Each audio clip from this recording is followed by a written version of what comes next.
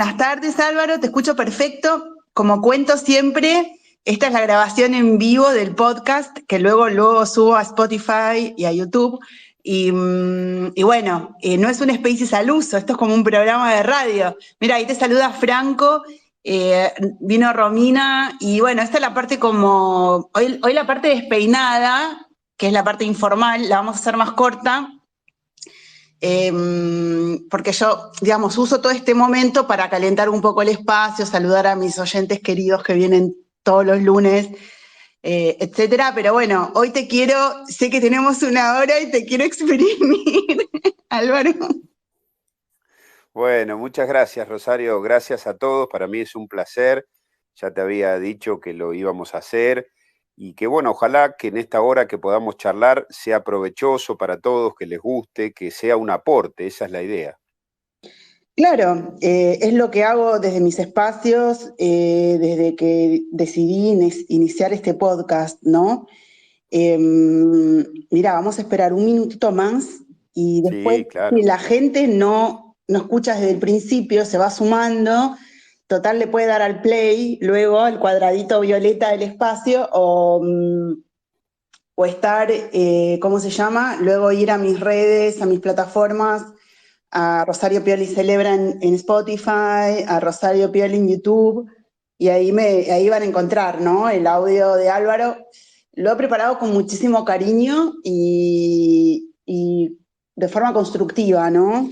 Eh, para mí es un privilegio que esté Federico escuchándonos, que es un cofundador del Instituto Hume y que escribe sobre la libertad, así que mirá, llegó Marcos, que acaba de fundar un partido político.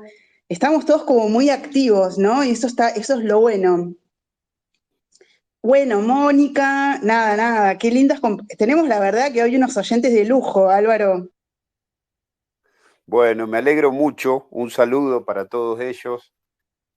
Para mí también te repito, es un placer poder hablar en estos tiempos tan difíciles, de tanto desorden institucional, de todo lo que nos pasa a los argentinos, de cómo salimos de esto, de cómo salvamos el país, cómo lo recuperamos.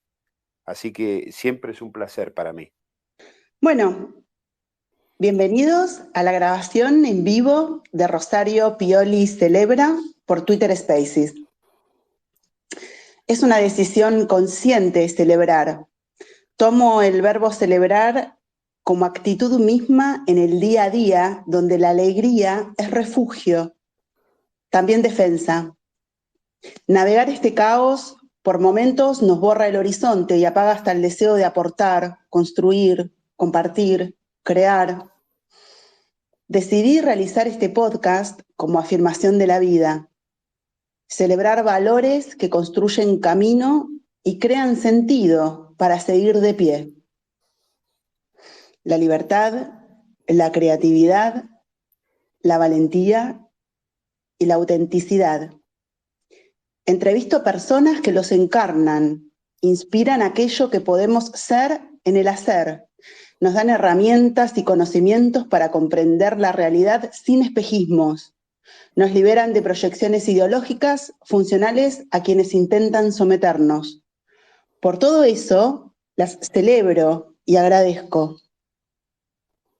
Hoy celebro a Álvaro de la Madrid, abogado, escritor y político, que hizo de su pasión lucha y pedagogía, la búsqueda de justicia y república. Bienvenido, Álvaro, a tu espacio. Gracias, Rosario. Muchas gracias por tus lindas palabras. Les agradezco a todos los que están escuchando, que no veo, pero bueno, lo nombraste a Marcos, a Franco, a Federico, y bueno, a través de ellos a todos, ¿no? Los que están escuchando y a disposición para que empecemos a...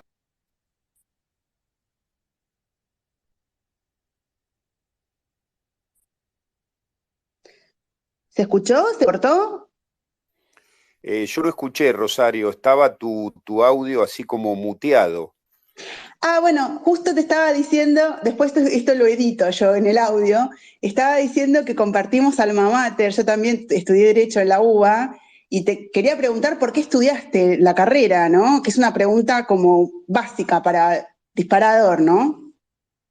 Sí, yo, a diferencia por ahí de muchas personas que deciden como tardíamente o al terminar la secundaria, o ni siquiera tienen como una certeza, no digo absoluta porque a mí no me gustan los absolutos, los nunca, los jamás, no hay que hablar en absolutos, pero no como una certeza. Yo, al contrario, en mi caso, en mi vida, en mi historia, lo definí muy rápido. Yo creo que a los 10 años ya sabía que quería ser abogado, siempre me interesó mucho la política, la cosa pública, desde muy joven.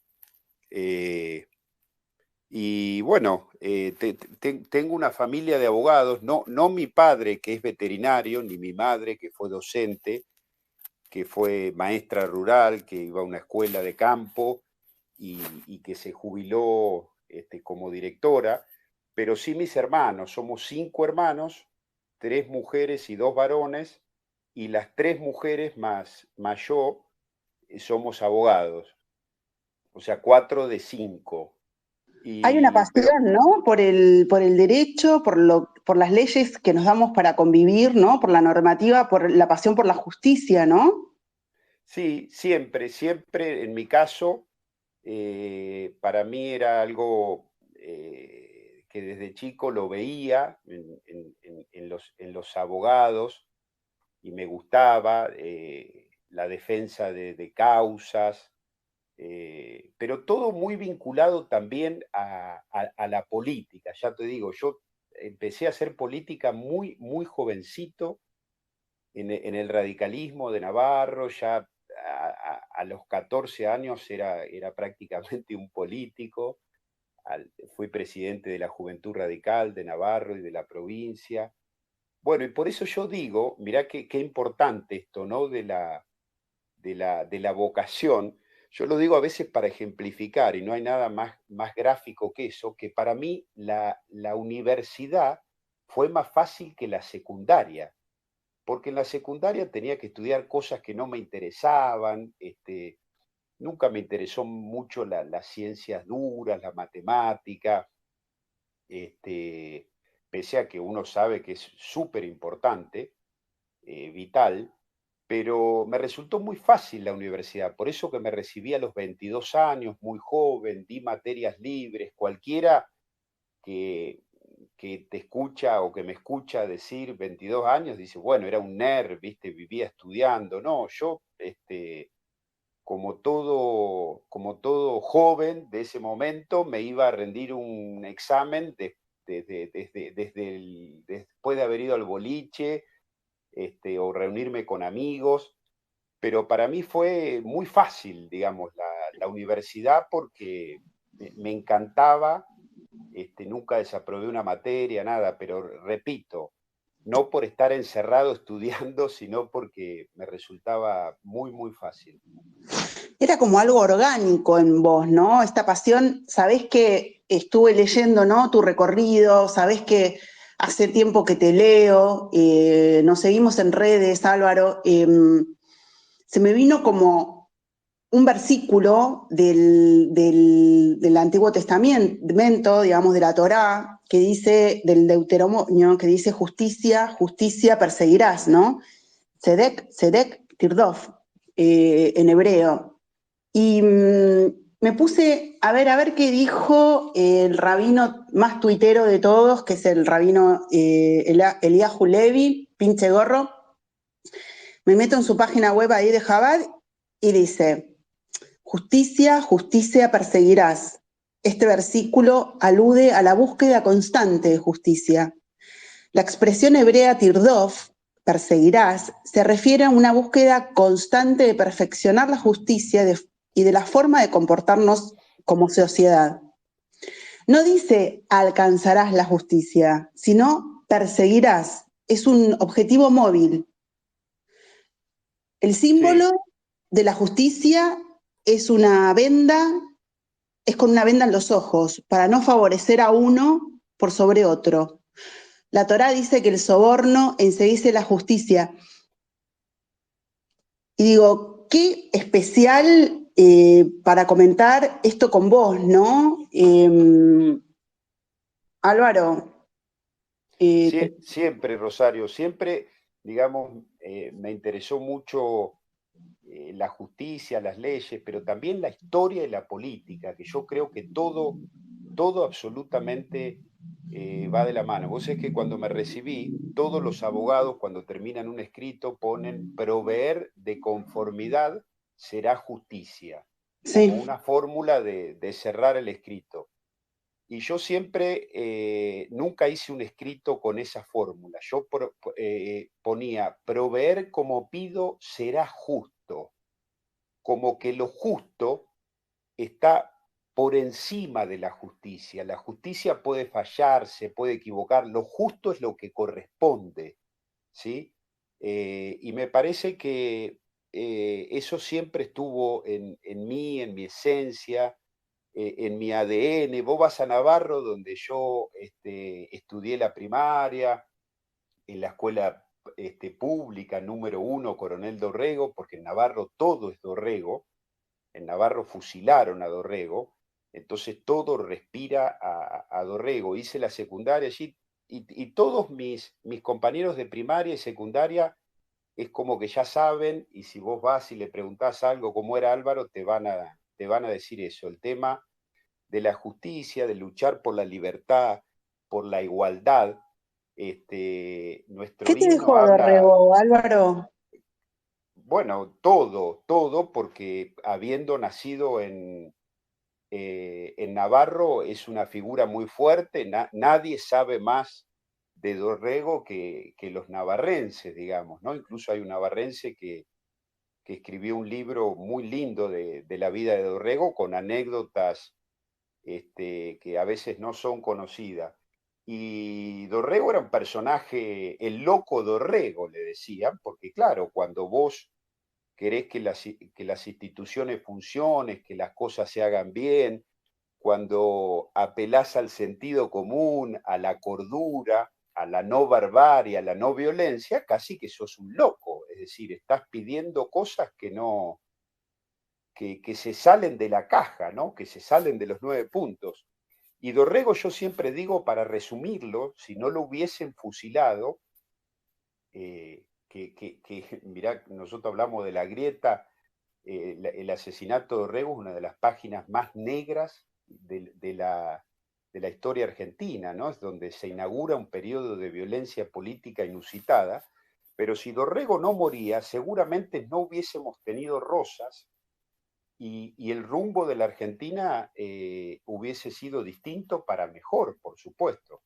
Era un gran demócrata, un gran libertario, un gran republicano, y era un hombre que no jugaba con el cuento de la reorganización nacional, pero para nunca hacerla y para dilatarla y para seguir teniendo poder, como hizo Rosa, sino que realmente Argentina se perdió por ahí la construcción de la institucionalidad y del progreso que después empieza a alcanzar a partir de 1880 o por ahí un poco antes del gobierno de Sarmiento, lo hubiésemos logrado. Pero bueno, es una figura, es más allá de que el hombre tenía miserias como las tienen todos, no solo los políticos, los seres humanos, era como la decencia de la política y bueno, una figura muy, muy fuerte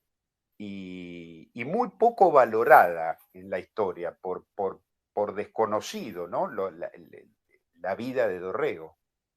Álvaro, ¿sabés que hablando de Dorrego, hago como un puente, ¿no? Con un libro que escribiste, ¿no? Las personas que tienen como esa claridad que parece rayana en la clarividencia o en lo profético, pero las personas que se animan a decir las cosas que son tal cual las ven, no como desean que sea, nos advierten, nos dicen, mirá, tenemos que hacer esto porque si no va a pasar esto. Va a suceder, fíjense, ¿no? Como el mito de Casandra, ¿no? Que, bueno, tenía el don profético, pero no había esa credibilidad, ¿no? En este caso, un contexto hegemónico como el peronismo acá en Argentina, en el contexto su última encarnación, Avatar, el kirchnerismo. Vos escribiste este libro de Malandros, la tiránica banda mafiosa que secuestró a Venezuela. Te quería preguntar qué se siente estar en conocimiento claro de una verdad, comunicarla y quizás no ser tan escuchado como deberías haber sido, ¿no? Sí, bueno, Rosario, que es la historia de mi vida eso que estás diciendo, ¿no? Porque yo siempre me tomo con mucha responsabilidad la tarea de hacer política, más allá de que hoy la política por los jóvenes y por la mayor parte de la sociedad está asociada al delito, al código penal, porque la política está envilecida, porque la han degradado, porque la han alejado de su verdadero propósito, que es el servicio público, el construir la civilidad. La política existe para que los seres humanos puedan vivir en sociedad, si no es el poder de más fuerte. El hombre cuando tuvo poder o cuando descubrió o pudo tomar algo, lo primero que hizo fue partírselo en la cabeza al de al lado y someterlo. Claro, la Eh, falta de justicia que trae una tribalización y la versión nuestra en Argentina es la facción, ¿no? Lo faccioso, lo mafioso. claro, y como vos decías, eso de advertir, bueno, a mí me empezó a pasar en los años en los cuales viví en Santa Cruz, desde el 98 desde el año 98 al 2009 yo viví allí, por supuesto siempre haciendo política, más allá de que vivía del ejercicio de la profesión.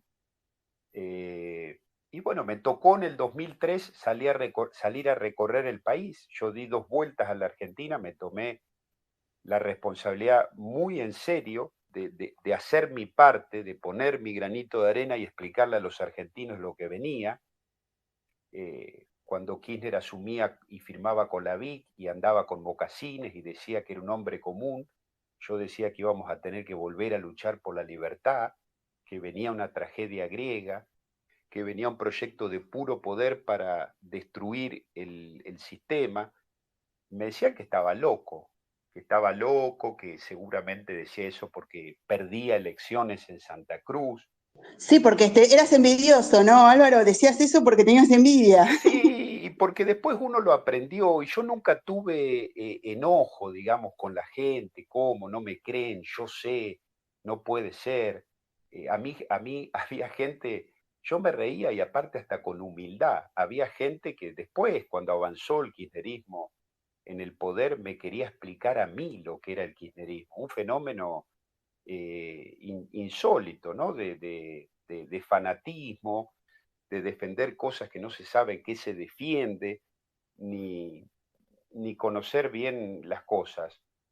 Pero bueno, yo aprendí que los pueblos como las personas hacen los cambios cuando pueden, cómo pueden y de la manera que pueden. Si vos le decís a una persona, seguramente que hay otra que le va a hacer daño, que no le conviene, es muy posible que no te crea. Napoleón decía, y yo lo viví en carne propia, hice un doctorado de eso. Napoleón decía que quien dice la verdad muy rápido raramente le va bien, porque la gente no quiere escuchar malas noticias. Si vos decís en un poblado va a venir un monstruo que va a destruir todo, un hombre poderoso que va a arrasar con el poblado y la gente hasta el momento en el que lo está viendo por ahí te dice, no, no nos va a hacer daño, si viene con una flor en el bolsillo por decirte algo, para hacer una parábola, ¿no? Eh, y esto es así, es decir, y lo increíble de la sociedad argentina, lo llamativo es que reincidimos en eso, y más allá de que el gobierno de Cambiemos haya cometido errores en los 4 años, que incluso algunas políticas uno mismo las ha criticado, pero para que el cambio avance más rápido, para que las cosas se logren de mejor modo, por supuesto, pero los argentinos no nos merecíamos la vuelta del kirchnerismo. Es decir, Cambiemos no gobernó tan mal como para que esté justificada la vuelta del kirchnerismo. Pero Hay sin como una embargo, especie de, Álvaro, hay como una especie de, que creo que esto a partir de la cuarentena se quebró, ¿no? Como estamos hablando de lo mitológico, incluso lo bíblico, ¿no? Pero hay como una suerte, había como una suerte de espejismo que también está provisto porque el poder que tiene el PJ, el peronismo, el establishment peronista, las facciones, las distintas facciones del movimiento, tienen cooptado lo que es han tenido cooptado el pensamiento, ¿no? El marco cultural de cómo se comprenden las cosas. Y quizás ahora, a partir que estamos hablando, estamos luchando, dando la batalla por la libertad, por las ideas vinculadas a la libertad, cuando nos vimos encerrados, eh, quizás hay un despertar. Yo quiero creer que sí, Álvaro.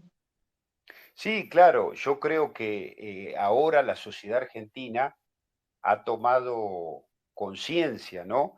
Y ha tomado conciencia ciertamente, y te diría, me animaría a decirte que muchos están arrepentidos de haber votado este gobierno, que se dieron cuenta que se equivocaron, pero hay que tener cuidado porque hoy la democracia no se pierde con golpes de Estado tradicionales, con revoluciones, se pierde con votos.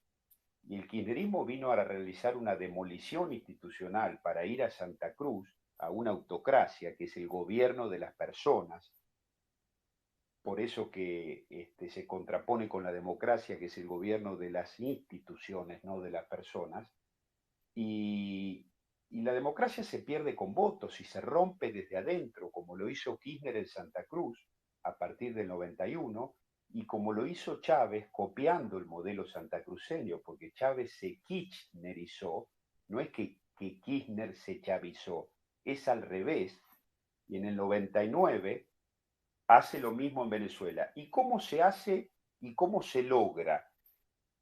Realizando el quebrantamiento y el desbaratamiento del Poder Judicial y de la Corte. Por eso que vos decías lo del despertar, aún no está perdido todo en la Argentina, porque no ha terminado de ocurrir eso. Por eso que la hoja está en blanco y por eso que la elección del 23 no define quién va a gobernar la Argentina, como ocurre en una elección en cualquier parte del mundo que define un gobierno para los próximos 4 o 5 años, las constituciones que prevén mandatos de 5 años en algunos países. Aquí no se define eso, aquí se define si perdemos el país y la democracia o si recuperamos y salvamos la Argentina. Por eso Es la como si elección eh, tiene un ribete bisagra y tremendo para los argentinos. es como decidir si terminamos de entregar lo poco que queda de lo institucional a los autócratas o decidimos liberarnos y liberar a las instituciones de la mafia que las habita como si fueran aliens, ¿no? ¿Te acordás la película esta, no? Como que las toman, las parasitan, las distorsionan y las juegan a su favor, ¿no? Entonces hay esta cosa de que no hay autocracia todavía, pero tampoco hay democracia, ¿no? Porque es como que estamos en un momento, como decís vos, ¿no? Como bisagra, y esto lo tenemos que decidir entre todos, ¿no, Álvaro? Sí, yo a veces digo, viste, me corrigen, lo he dicho en la tele, porque tenemos una visión muy bajo mínimo, muy precaria de lo que es la democracia. En Argentina todavía muchos factores de la sociedad definen la democracia como ausencia de dictadura. Y esa es una definición muy pobre. La democracia es mucho más que eso. Por eso que lo que se juega es si el kirchnerismo continúa en el poder, la disputabilidad del poder ya no va a estar vacante, se van a hacer votaciones que no son elecciones, porque no se va a poder elegir nada, y lo que nosotros tenemos que hacer es salvar y rescatar el país. ¿Qué es eso?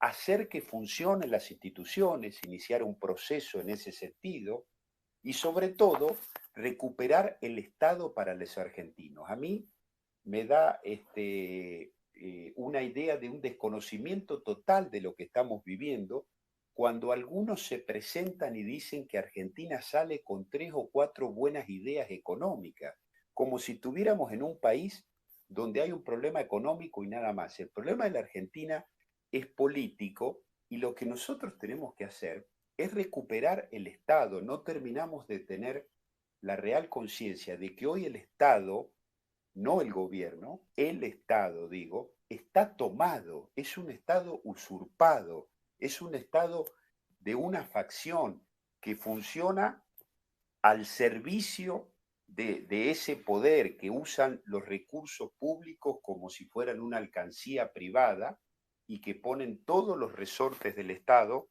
en su provecho, en su beneficio y en la continuidad del poder. Cuando una persona tiene una casa tomada, usurpada, uno no puede ir y decirle al propietario: ¿de qué color te gustaría pintar el living? Gris perla, blanco, y el propietario te va a mirar y te va a decir: bueno, mira, esa es una segunda discusión, ya veré qué hago, pero tengo que recuperar la casa primero. ¿Qué Me hiciste living voy a acordar a Julio pintar? Cortázar, Álvaro. Claro, pero digo, ¿qué living voy a pintar? Y esto es lo que nos pasa con el Estado, que a veces hoy no tenemos como esa dimensión. El peronismo kirchnerismo ha hecho del Estado algo que les pertenece, ¿sí? Por eso que, mirá, te voy a dar un ejemplo muy rápido, muy cortito para compartírselo a los oyentes. Cuando discutimos el tema de la boleta única papel, macanudo, por supuesto que hay que votar con boleta única papel, pero esa es la consecuencia del fraude, es lo que acontece el día de la elección. Vos con la boleta única papel, desde luego que vas a evitar el voto cadena, el robo de boleta, las boletas marcadas, las presidentes de mesas del gobierno que distorsionan las cosas, los fraudes en las telegramas, en las boletas de escrutinio, hasta lo que pasa en la urna, pero eso es lo que acontece. El fraude es como un sándwich que se come de afetas y algo que se prepara para vos garantizar la transparencia definitiva, en el ejemplo que yo estoy dando de la elección. No basta con la boleta única, también tenés que lograr que el kirchnerismo no controle la Cámara Electoral, que no controle la elección en sí mismo, que la controla el Ministerio del Interior y no lo puede hacer un órgano político, dejar de que controlen los resultados de la votación en el correo, el fraude que se hace en las cárceles, en los consulados, en el RENAPER, lo que pasa con el registro civil, que crean mediante documento falso la posibilidad que en distintas ciudades se incrementen los empadronados para que el kirchnerismo mantenga esas intendencias donde gobierna o las recupere donde no las gobierna, inflando los padrones con ciudadanos que no viven en el distrito, pero que sí los hacen figurar en el padrón. Es decir, mirá todos los estamentos del Estado que te hablé. Esto es lo que pasa en todo, con todo. Por eso que yo he dicho, todos reiteramos como si fuera el preámbulo de la Constitución Nacional. Hay que terminar con el déficit fiscal. Hay que terminar con el déficit fiscal. El déficit fiscal más grande de la Argentina es Cristina y los chicos de la Cámpora. Sin eso, la Argentina recupera un montón de recursos públicos para que bien afectados se pueda empezar a sanear la economía y las cuentas públicas. ¿Sabés, Álvaro, que hablando con Ariel Korenberg, que él es un doctor en economía, que fue el que calculó lo robado, digamos, por la causa Coadernos, y lo comentaba también con Javier Iguacel en el podcast que le dediqué a él, que por cierto que me encantaría que sean dupla para la provincia de Buenos Aires, pero bueno, eso entre paréntesis. Hay 36 mil millones de dólares, 2 millones de dólares diarios hace no sé cuántos años con aerolíneas. Todo lo que se roban de las cajas a las que tienen acceso. Son cientos de miles de millones de dólares que estas personas han apropiado, ¿no? Han privatizado las cajas públicas en provecho propio. Imagínate todas las cosas que se podían hacer con todos esos, o sea, quizás no teníamos ni déficit, o sea, también me cuenta el doctor Ariel Korenberg, me contaba que estamos en reservas negativas en el Banco Central. La corrupción realmente tiene impacto macroeconómico y lo que sucede es que muchos, como vos decías, ¿no? Están los libertarios, muchos libertarios que están hablando, pero hablan de Hayek, pero no hablan que Hayek hablaba de un Estado de Derecho, que si un Estado de Derecho, que significa respecto a la ley, a la propiedad privada, a la libertad de las personas, si no existe esa garantía, no existe nada. Y el artículo 16, ¿no?, de nuestra Constitución, la igualdad ante la ley, donde supuestamente no tiene que haber privilegios de, de sangre. Bueno, acá hay privilegios por un nepotismo rampante. Y en provincia, directamente que estamos en la Edad Media, digamos. O sea, yo creo que en una situación que realmente necesitamos luchar, ¿no? Por nuestro Estado de Derecho, por nuestra libertad. Y nada, yo estoy apasionada con gente como vos, Álvaro, que la estás dando esta lucha de forma consistente y profunda, ¿no? Mirá, Rosario, lo que uno tiene que decir, yo estoy recorriendo mucho la provincia de Buenos Aires, he recorrido muchas veces el país, en este momento de desorden institucional, de caos político, de disgregación y de fragmentación de la sociedad argentina, porque todos nuestros compatriotas la están pasando mal, están ensimismados, están pasando vicisitudes. Lo que hay que decir y hay que ser claro, porque si no se hace populismo, es que el cambio es desde la política. El cambio no es contra la política. En todo caso será contra los malos políticos, pero el cambio es desde la política. Por eso te decía sobre lo que es el verdadero rol de la política. Acá yo me río cuando algunos se presentan como antisistema, como si eso fuera bueno.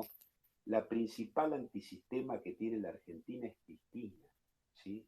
No se Claro. soluciona haciendo lo mismo. ¿Qué te dice Cristina? ¿O qué quiere Cristina? Quiere demoler el sistema para ir hacia el reinado definitivo de su dinastía como en Santa Cruz. Pero es antisistema porque está buscando romper el sistema.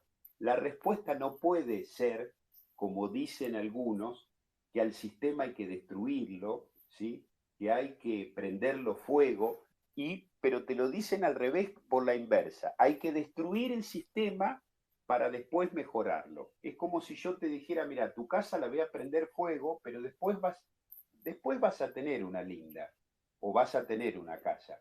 Y vos por ahí me decís, mira, mi casa puede tener un montón de imperfecciones, pero se tiene que arreglar. ¿Por qué la vamos a destruir? Y esto está en la historia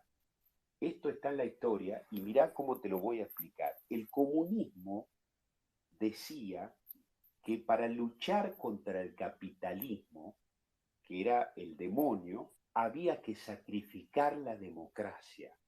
Eso es el comunismo en síntesis, en una oración. Bueno, ¿Qué es lo que decía? muchos están Pero digo, diciendo, ¿no, pero digo, Álvaro? eso es, ¿cuál era la antítesis de eso? El fascismo. ¿Qué decía el fascismo? Lo contrario, que para salvar el capitalismo también había que terminar con la democracia, por la antítesis. ¿Qué te quiero decir con esto, Rosario? Que el mercado o el capitalismo, si querés verlo, no es más importante que la democracia. La democracia es lo más importante. Por eso que Alem decía, el fundador de la Unión Cívica Radical, que era liberal, pero era liberal en serio, porque el verdadero liberalismo es político, no es económico. Alem decía, no hay buena política económica o no hay buenas finanzas públicas si no hay buena política. Entonces, mi idea sobre todo este desorden que vivimos es que el cambio es desde la política, pero con la buena política. Vos imaginate que en un hospital hay médicos que operan mal, que hacen mala praxis, que generan resultado muerte, que están con una visión economicista y que no les interesa una pizca de humanidad ni de salvar a los pacientes, están en cualquier cosa. ¿Cuál es la respuesta para terminar con eso? ¿Cerrar el hospital o sacar a los malos médicos y poner buenos médicos que sigan operando y que son los que entren al quirófano? La respuesta es la segunda, no es cerrar el hospital. Esto es lo mismo que pasa hoy en la Argentina cuando algunos dicen hay que terminar con la política, el problema es de la política. No, Sarmiento decía, la política no es ni más ni menos mala que lo que son los hombres. La política no es el problema son los que han corrompido la política, los que la han envilecido y los que la usan solamente para hacer negocios y perpetuarse en el poder. Por eso que a veces para entender el kirchnerismo hay que entender que no es un tema tan solo de izquierda o de derecha. Para el kirchnerismo, la única ideología que les interesa es la ideología del poder.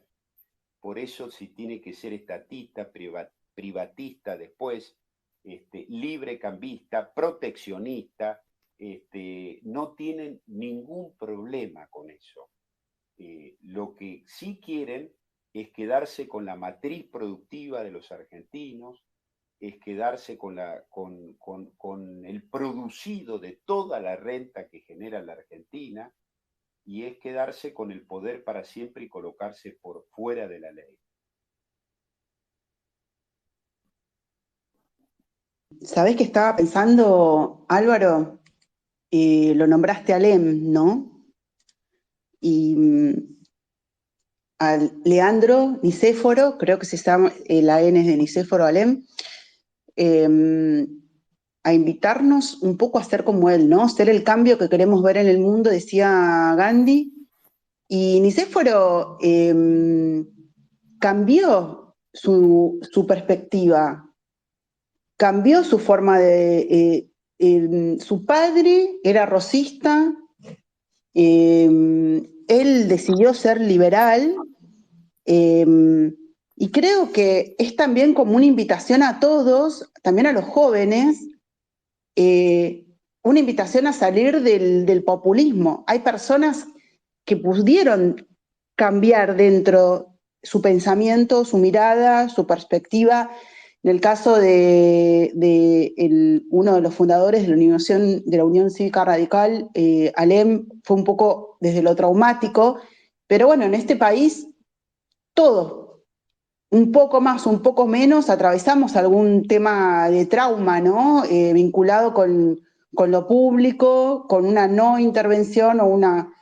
realmente estamos teniendo problemas con el Estado de Derecho ya muchas décadas, ¿no, Álvaro?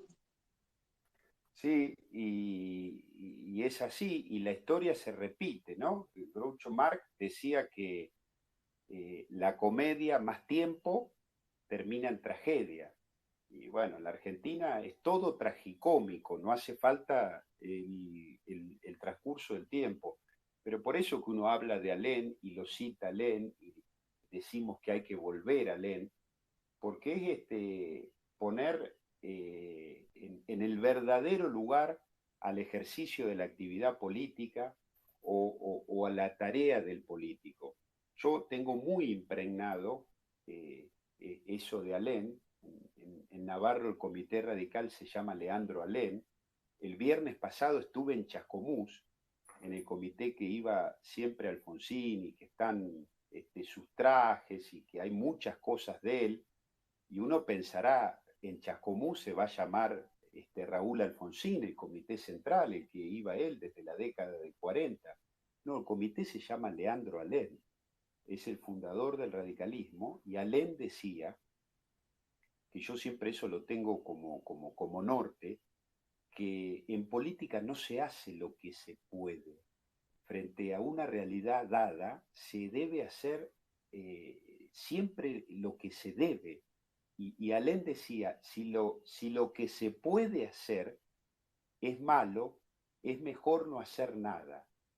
¿Qué significa esto? Y bueno, que en política hay que estar siempre, hay que hablar siempre, no solo cuando uno es candidato o cuando hay elecciones, hay que decir la verdad, hay que decirle la verdad a la cara a los argentinos, y que cuando uno hace propuestas, tiene que tener la dignidad y la grandeza de decir cosas incluso que te puedan hacer perder votos, pero vos tenés que ir a buscar un mandato de la ciudadanía. Argentina sale, no como quieren hacernos creer algunos, con la famosa pata peronista, con meter un poco de peronismo, o que nos quieren hacer creer que este país no se puede gobernar si no sos amigo de Massa, de los varones del conurbano, si no tenés un palenque de apoyatura del sindicalismo eterno.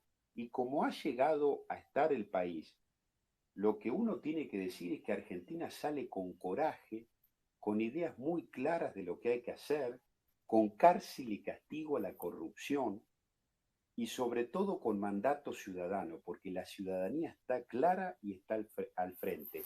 Hay que decirle a los argentinos 10 o 12 ideas concretas, transformadoras, las que cambian la Argentina para siempre, las que hagan que este país no pueda volver atrás, y ir a buscar el voto ciudadano, que es el mandato para hacer esas 10 o 12 cosas. Eso va a permitir después que cuando uno la intente, la ciudadanía solo la acompañe, porque no podemos ser inocentes. A veces los errores de la política, o los cálculos, ¿sí?, o las conveniencias, son las de creer que uno va a poder gobernar y va a poder desplegar todas las ideas que tiene en mente sin ninguna obstrucción, sin ninguna contingencia, sin ninguna inclemencia, sin ningún problema, sin ninguna traba. Y esto es una visión que todos los que hacemos política en la Argentina las tenemos claras. No van a tirar 14 toneladas de piedra cuando queramos votar la reforma sindical, la reforma laboral, la boleta única papel. Van a tirar 30, 40, 50. Entonces, se va a necesitar de los argentinos para cambiar la Argentina, para que salgan a la calle, para que apoyen. Y eso solo se consigue teniendo mandato de la ciudadanía. Hay algunos en la oposición y mi desvelo y mis energías están puestas en decir estas cosas ahora porque es el tiempo en el cual hay que decirlas, que están pensando en ganar solo por las malas de los otros, solo porque en el cuarto oscuro la gente va a preferir votarlos antes que a Frankenstein, a Jack el Destripador o al Petiso Orejudo. Claro, Álvaro, acá ya no hay... que la balconean a la situación, que están como deseando que la cosa siga más o menos así hasta el 23. La pregunta que hay que hacer, Rosario, y que nos hace la gente es, ¿para qué queremos gobernar la Argentina. Por eso yo digo que no hay juntos sin cambio, que no podemos traer cualquier aliado a la coalición. Y hasta he llegado a decir que es preferible perder las elecciones si nosotros vamos a ganar, pero ese triunfo significa no hacer ningún cambio porque vamos a gobernar con el pasado que no quiere ganar, solamente se quiere reciclar para seguir en el poder. A lo que yo iba, ¿no? Esa parte de la oposición que apela a lo emocional, a la emocionalidad en vez de al mandato social, al voto desesperado en vez de al voto razonable, al voto meditado. Bueno, creo que somos todos de alguna manera los que estamos apasionados por el cambio, por los que queremos república, donde queremos instituciones, donde la justicia, liberar a la justicia para que el Poder Judicial empiece a reforzar la Constitución Nacional. Sabés que es muy necesario, por eso te celebro, Álvaro, tu postura, tus palabras, porque a veces nos dicen, ¿no? Algunos como que somos muy exagerados, y no, una crisis sistémica, una crisis de representatividad, es cuando más se debe decir lo que se desea, y creo que los políticos en este caso la tienen fácil en el sentido de, mirá, si nos representan, van a tener el poder, ¿no? ¿Sabés, Álvaro, que se está acercando la hora? Y te quiero leer un pequeño texto, una traducción que ensayé, porque Ile Alem, a tu persona, a tu labor, en Thomas Paine. Thomas Paine era un inglés que participó en la independencia de las 13 colonias y fue parte de los miembros fundadores de la creación de Estados Unidos. Y es el creador del common sense, que se llama, ¿no? Que justo lo que vos estás hablando, ¿no? Del sentido común, de la razonabilidad, que creo que estamos preparados, ¿no, Álvaro? Claro. Y hay una frase de él, y luego van a entender por qué lo traigo a Thomas. Hay una frase que dice, una mala causa siempre será sostenida por malos medios y peores personas, ¿no? Y que esta cosa del sentido común para desgranar y eliminar, observar claramente lo que es una mala causa, nos da una fuerza para poder enfrentar, ¿no? Herencias históricas y una tradición populista que nos ha llevado a este punto, ¿no? Las ideas de Thomas Paine también inspiró la Revolución Francesa y tanto Mariano Moreno como José Gervasio Artigas, Godoy Cruz y muchos de los diputados que declararon nuestra independencia, que hace poco acabamos de celebrar el aniversario del 9 de julio, el viernes pasado, el sábado, perdón, estas personas tenían el libro de Paine, de Thomas Paine, que Washington había hecho imprimir. O sea que nuestros propios padres fundadores estaban inspirados en las palabras de este hombre. Y te quiero dedicar estas palabras, Álvaro.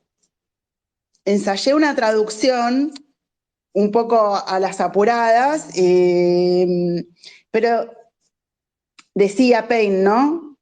Un poco para soflamar, decía, más difícil el conflicto, más glorioso el triunfo. Aquello que obtenemos de forma fácil, poco lo estimamos. Existe esa querencia que solo da a aquello que pone todo en valor. Amo el hombre que puede sonreír en la dificultad, que puede obtener fuerza en la angustia y crece bravo en su reflejo. Existe ese negocio de empequeñecer las mentes débiles, pero aquellos cuyo corazón es firme y su conciencia aprueba su conducta, perseguirán sus valores y principios hasta la muerte. Yo creo que en algún punto este texto te refleja, Álvaro, y te lo quería dedicar con todo el respeto y el cariño, ¿no? De estas palabras de Thomas Paine. Gracias, Rosario. Bueno, gracias. Muy, muy emotivas tus palabras, muy, muy fuertes, muy hondas, muy profundas. Yo creo que en la Argentina vivimos un momento en el cual todos nosotros tenemos que hacer nuestros mayores esfuerzos para poder concretar la Argentina. Nosotros no somos un país que no sabemos lo que es la grandeza.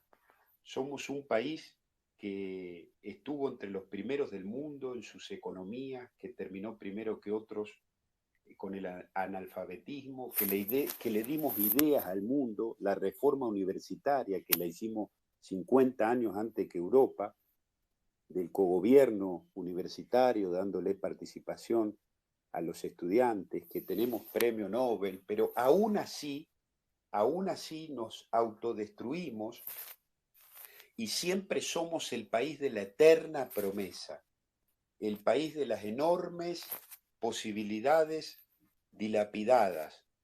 Y eso lo tenemos que cortar.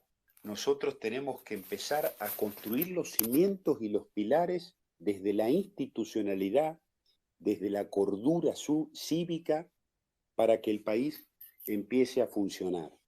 Una democracia está enferma y tiene su mayor síntoma de enfermedad anclado en la situación de cuando no funcionan las instituciones. Para una democracia, el no funcionamiento de las instituciones es la peor enfermedad. Por eso que uno sabe que hacer política también es hacer docencia. Nosotros nos creemos a veces que la democracia es como que está grabada a fuego en nuestro destino, ¿no? Como si fuera parte del genoma, del código genético. Y eso no es así. La democracia es un fenómeno histórico y como todos los fenómenos históricos, ha tenido un comienzo y puede tener un final. Es tarea del pueblo preservarla. Por eso que nosotros tenemos que hacer realidad la división de poderes, el funcionamiento de la justicia, la rendición de cuentas. Menem tiene que ser el último político que se escapó de la justicia. El país no sale con pactos históricos o con falsos acuerdos que lo único que son es garantía de impunidad. Nosotros no vamos a cambiar nada si le damos lugar a los arrepentidos y a los despechados de Cristina, a los que nos trajeron a este presente. Argentina cambia con una nueva mentalidad ciudadana, pero también con nuevos dirigentes que estén claros sobre lo que hay que hacer. Mirá, la democracia le puede pasar lo que le pasó, uno lo explica a veces, o lo explicaba en tiempo de docencia, a lo que le pasó a los dioses del Olimpo antes de que surja el cristianismo. Es decir, el nacimiento del cristianismo terminó con los dioses del Olimpo. Hoy los cambios se producen de forma muchísimo más acelerada.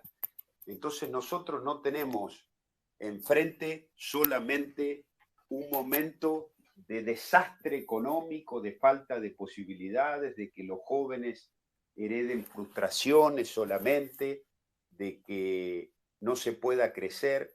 Es mucho peor. Nosotros podemos perder nuestra democracia, ir a una dictadura perfecta. ¿Cuál es la dictadura perfecta? Aquella que se instala con la creencia de la sociedad de que no hay dictadura. Por eso que es la dictadura perfecta. Aquella en la cual la gente cree que sigue habiendo democracia y que es lo que ha logrado Kirchner en Santa Cruz y Chávez en Venezuela, que algunos dicen con cinismo, no, pero hay elecciones. ¿Cómo vas a decir que allí hay dictadura? No, hay parodias de elecciones, hay puesta en escena. En Santa Cruz el kirchnerismo gana perdiendo a través de la ley de Lema y Alicia Kirchner así logró ser gobernadora con el 26% de los votos. Nosotros desde la dirigencia política tenemos que actuar con grandeza. Nadie le puede pedir grandeza a otro si no tiene grandeza él primero. Bueno, Álvaro, celebro tu valentía, tu autenticidad, la creatividad con la que comunicás, cómo celebrás la libertad, la pedagogía que haces de ella en tu accionar. Nada, te celebro, Álvaro. Creo que más que nunca esto está en nuestras manos y esperar pasivos.